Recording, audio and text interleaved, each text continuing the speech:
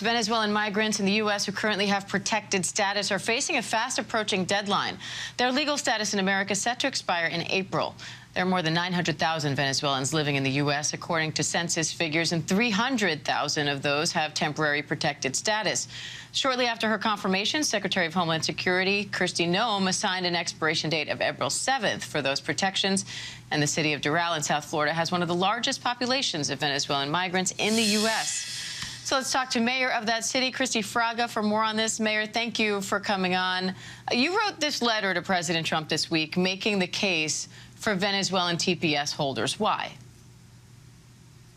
Well, I think it's important for people to know that there's a lot of Venezuelans in our community who were fleeing an oppressive regime and have come here on a legal status and then opted for TPS, which was an opportunity given by the federal government to make sure that they had some protections. Many came on visas or with political asylum and have TPS as a second option.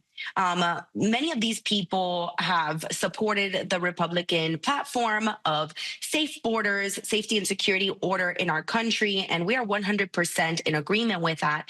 However, conditions in Venezuela have not improved, and a perfect example of that was the July 28th elections that were held last year, where the dictator Maduro did not respect the will of the people and the democratic process. It was clear that he lost that election, and he still took office. So it's very clear that conditions have not improved, and so many of these people are afraid to go back to their countries because they have no rights in this country, and it is very clear that it is a dangerous communist regime.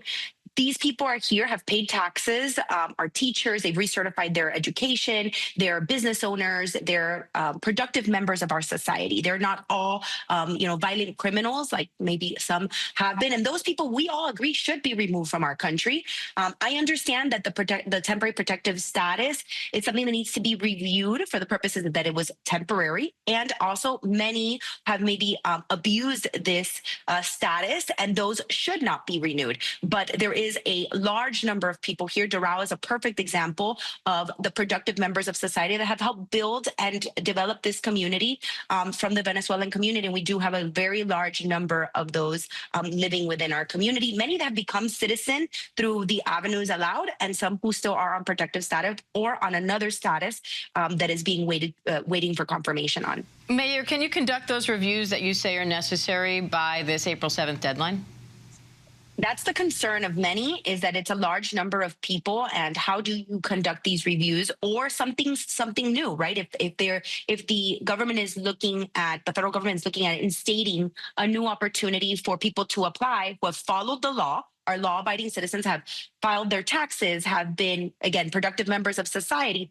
How do you review almost 300,000 of these people in such a short period of time? And that's what we're really advocating for at the federal government. I know that our lawmakers, the local lawmakers, federal lawmakers are advocating for this as well. What I think is the biggest problem here is that we know who these people are. We know where they are. The moment this expires, they now become illegal, undocumented in our community, which we have advocated against, and we lose track of them. And that is a concern.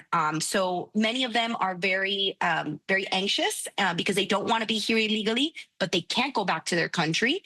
And so it's definitely a concern. Again, we 100% commend the president's administration on securing our border, safety, law and order for American families. I think that there is a way to balance both. President Trump owns a golf course in your city. You were with him just last week. Have you heard anything back from him or the White House about your letter? Not yet. I have heard from our federal lawmakers, and we've been in discussions. I have not heard directly from their administration on what may be coming, but we do have faith that there will be something for these people who have been law-abiding citizens or law-abiding members of our community and productive members of our society. And really, I think it's just a disservice and inhumane to send them back to this country that we know has not improved. If the April deadline comes and those protections expire, are you going to instruct your police department to work with federal agents to help detain people? Our police department will follow federal law and follow the law, but we are not ICE, and we have had no instruction to do that at all. And it's not our role unless that changes. No, but we will follow federal law because that is our duty. What are you doing in the meantime to try to maintain calm in your community? As you say, people are fearing being deported. Yeah, that's been the hardest part. I'm not gonna sugarcoat that. It's we get messages all the time, and I'm very accessible and close to my community. And many people are very scared, and they're fearful of having to go back. Many don't know another home. Their children don't know another home. You know, what we've tried to do is tell them to just first seek legal advice. Like I said, many have other statuses. They've had two statuses, whether it's political asylum or a student visa or maybe a business visa. And they also had TPS just in case something didn't go through. They had this protection.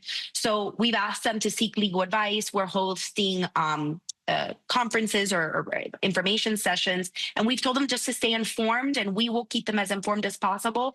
And we are looking at our federal leaders for some guidance because at the end of the day, it's really not within our jurisdiction to make a decision on this.